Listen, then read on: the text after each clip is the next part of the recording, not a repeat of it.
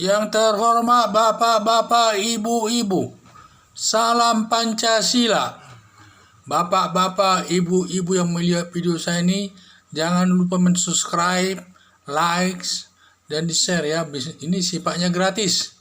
Saya akan mengomentari temanya Dr. Ihsanul Nursi dan Dr. Ganda Nainggolan tidak dapat memberi jalan keluar dalam mengatasi korupsi di pusaran pemerintah.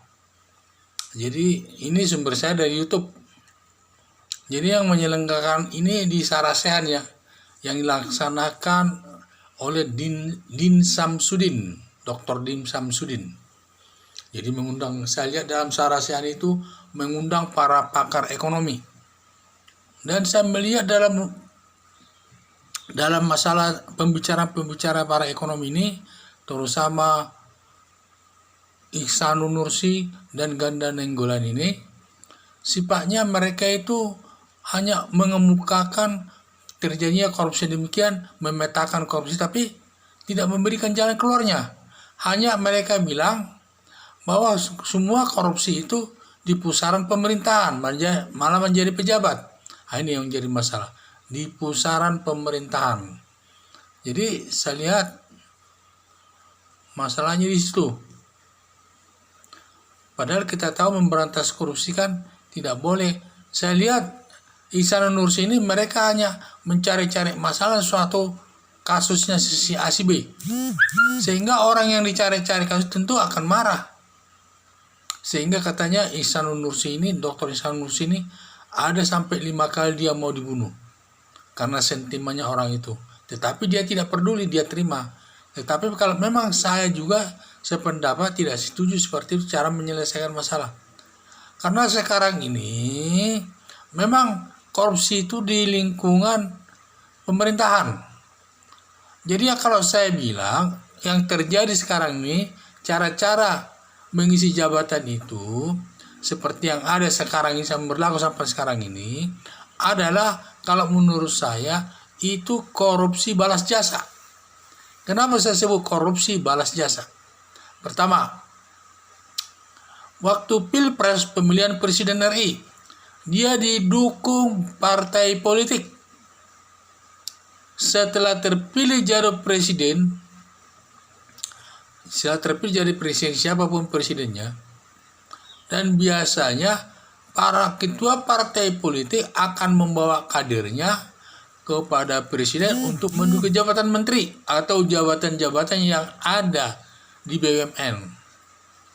Setelah menduduki jabatan di BUMN, mereka melakukan korupsi. Dan korupsi itu nanti dibagi-bagi untuk partai politik dan juga untuk dia sendiri yang korupsi itu. Jadi ini jadi masalahnya.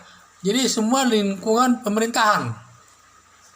Selanjutnya karena perlu kita ketahui ini dilaksanakan. Jadi yang makan uang negara itu bukan orang lain tetapi banyak yang berkaitan dengan partai politik. Karena kita tahu partai politik itu kan tidak punya dana resmi. Padahal untuk menggerakkan partai politiknya butuh biaya besar. Tidak sedikit biayanya itu.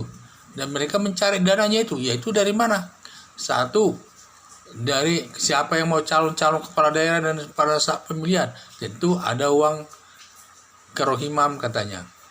Setelah dia terpilih, dia nanti akan minta proyek terutama partai politik yang berhasil mendukung kepala daerah itu, yang didukungnya itu nanti itu secara rutin itu secara tidak langsung akan menyetor juga ke partai politik pendukungnya itu. Jadi begitu terus di pusaran itulah mereka terus nanti korupsi itu. Jadi saya tidak salah, korupsi namanya ini korupsi balas jasa, membalas jasa memilih presiden. Setelah terpilih diberikan lagi balas jasanya kepada kader-kader partai politik menduduki jabatan di kementerian dan di perusahaan negara. Jadi ini siklusnya.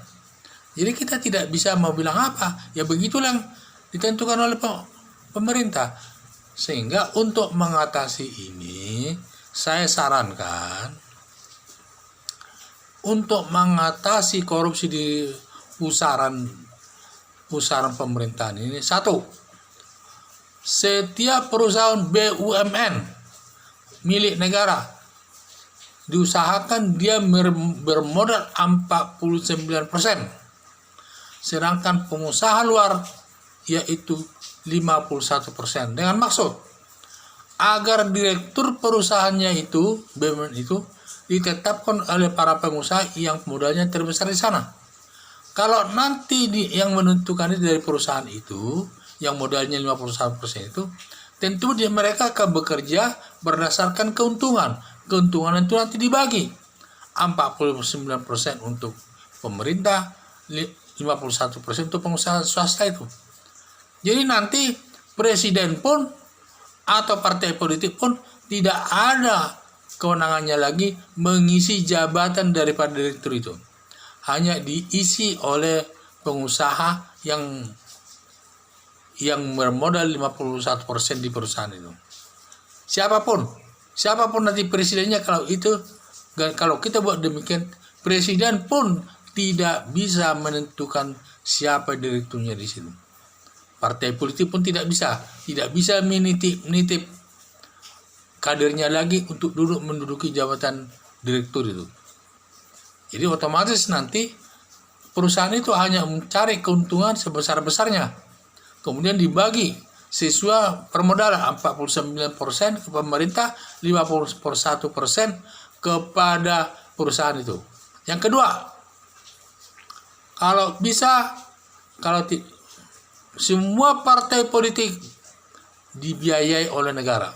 Biaya itu saya pikir tidak begitu besar. Padahal untuk semua partai politik 15 triliun cukup. Negara yang biayai, sehingga setiap tahun kegiatannya dapat diaudit.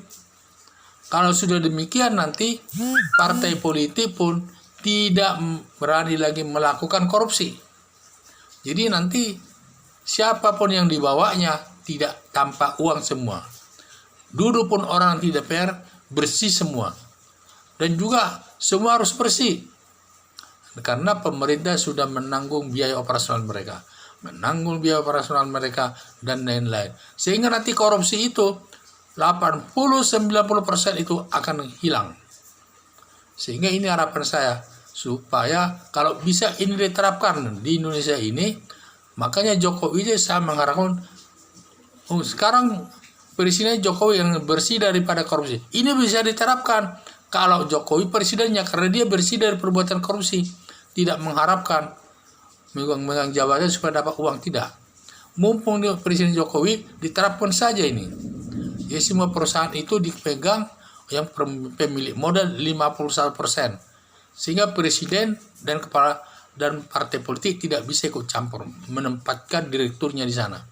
Atau semua partai politik yang ada di DPR, yang sudah duduk di DPR itu, partai politik itu yang dihitung, dibiayai negara.